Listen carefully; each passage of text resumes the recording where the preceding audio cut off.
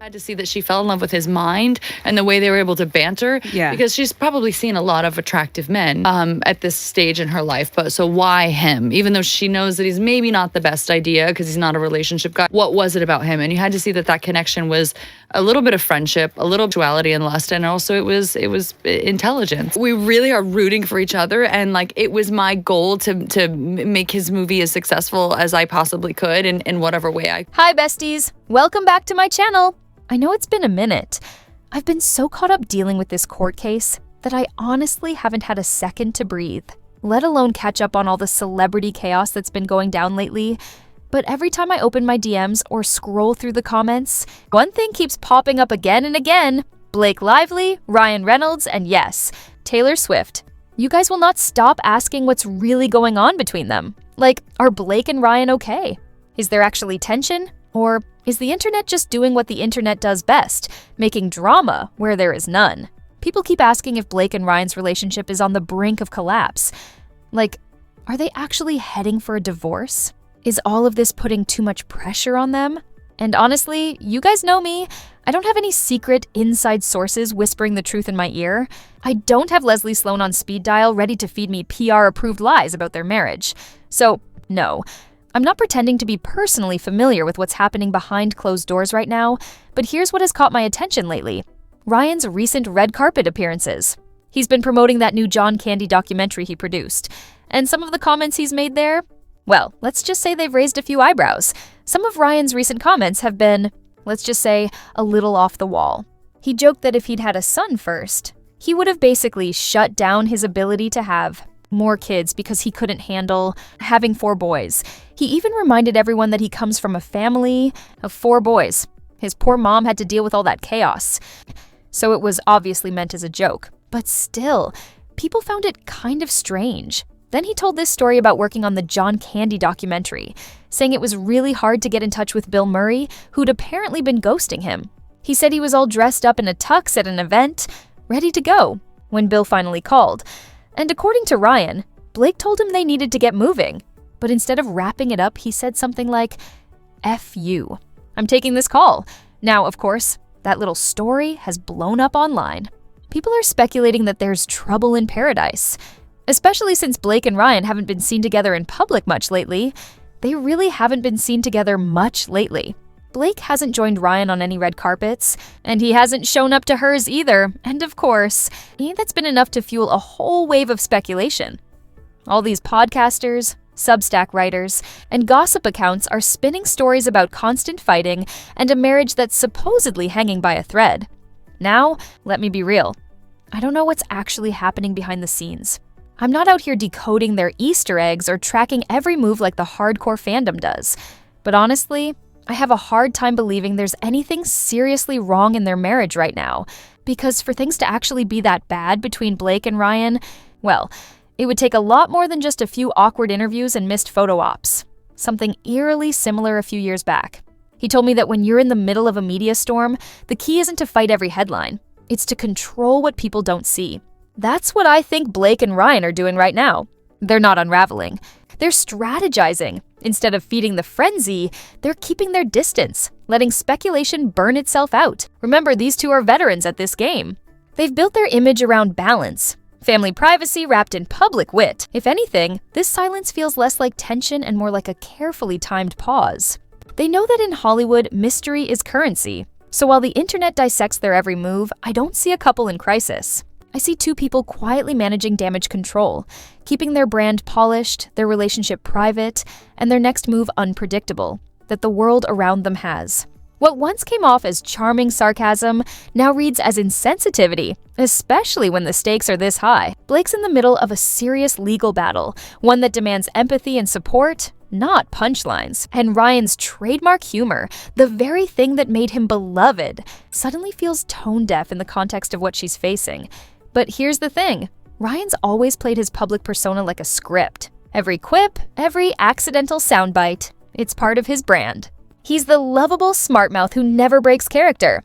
The problem is, that character doesn't fit this narrative anymore. The audience has shifted, and the moment calls for sincerity, not sarcasm. So, when people ask whether his recent comments reflect cracks in their marriage, I'm not so sure. It feels less like a marriage issue and more like a brand misfire, a man still performing while the world expects authenticity. Blake, on the other hand, is recalibrating. She's pulling back, going quiet, choosing control over commentary. And in that silence, she's letting the contrast speak louder than any interview could, still, in many ways, living under the shadow of that dynamic. What Richard described back then, the imbalance, the control, the quiet compliance, now seems to be playing out on a much larger stage. The difference is, the world is finally paying attention. When Blake met Ryan, she was at the height of her early fame, bright, fresh, and still finding her footing in Hollywood. He, on the other hand, was already a fully formed brand, confident, charismatic, and used to controlling the narrative. That power imbalance set the tone for everything that followed. Insiders who worked with them say Ryan often blurred the line between partnership and possession, making decisions about Blake's image, her roles, even her public appearances. At the time, that protectiveness might have been spun as romance, the classic, "he just loves her so much" story. But now, with the scrutiny sharper and the stakes higher, it reads differently. It feels like control dressed up as devotion. So, when people see Blake pulling away from joint appearances or skipping red carpets, it might not just be about PR strategy. It could be about reclaiming her own narrative. Slowly, deliberately, and on her terms, because after years of being part of his story, maybe Blake's finally ready to start telling her own, that he was often dismissive, short-tempered, and unkind. Especially when cameras weren't around. In public, they were Hollywood's golden couple, all polished smiles and playful banter. But behind the scenes, it was a different story, one of control, ego, and imbalance. According to Fedk, Ryan's charm had a sharp edge to it. He wasn't the laid-back, self-deprecating comedian his public image suggested. Instead, he could be cutting, sarcastic, even cruel, the kind of cruelty that hides behind a joke but still lands like a bruise. Blake, meanwhile, played the role of the adoring partner, always laughing at his jokes, always backing him up, even when it came at her own expense. Fedzi claimed that what kept them together wasn't just love, but strategy, a shared understanding that their brand as a couple was more powerful than either of them alone. They knew how to spin a narrative, how to protect the image, how to turn even tension into tabloid gold. And that's what makes their public silence now so interesting. Because if what we're seeing lately, the distance, the odd interviews, the missing red carpet appearances, isn't the beginning of a breakdown, it might be something else entirely, the first crack in a carefully maintained illusion. And for a couple that's built an empire on appearances, that's the one thing they can't afford to lose. The online discourse at the time, it was all part of the same PR storm.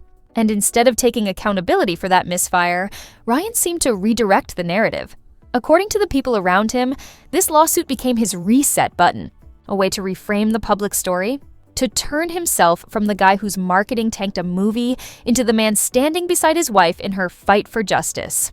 But the insiders say the motivations weren't purely noble.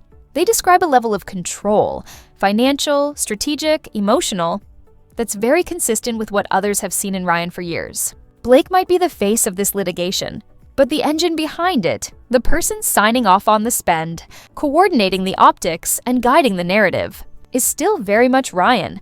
And while some see Blake as the victim of his domineering personality, others who've worked with her paint a more complicated picture.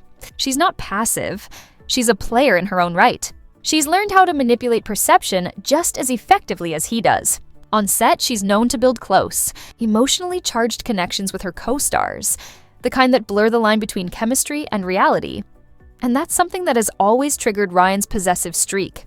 Together, they've built a relationship that's as much about control as it is about companionship.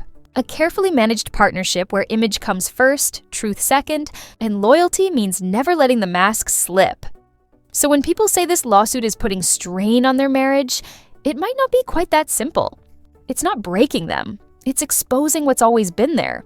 Two people who understand exactly how much power perception holds and who are willing to fight and spend whatever it takes to keep theirs intact. Back to where this all started, the supposed strain between Blake and Ryan. It's not about cracks in the marriage.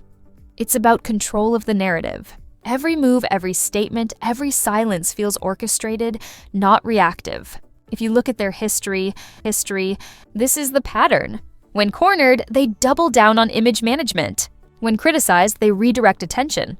When accountability looms, they pivot to victimhood. And in this case, that pivot has come in the form of a lawsuit, one that's less about justice and more about optics. According to people who've watched Ryan operate over the years, he's predictable in that sense. He's not interested in truth, he's interested in winning the perception war. He'll fight publicly until the headlines have served their purpose, then retreat quietly once the damage is done, leaving behind confusion and fatigue. Richard Fedd's words echo that sentiment perfectly. A leopard doesn't change its spots. The same controlling tendencies, the same emotional manipulation, the same need to dominate every narrative, they've just found a new stage.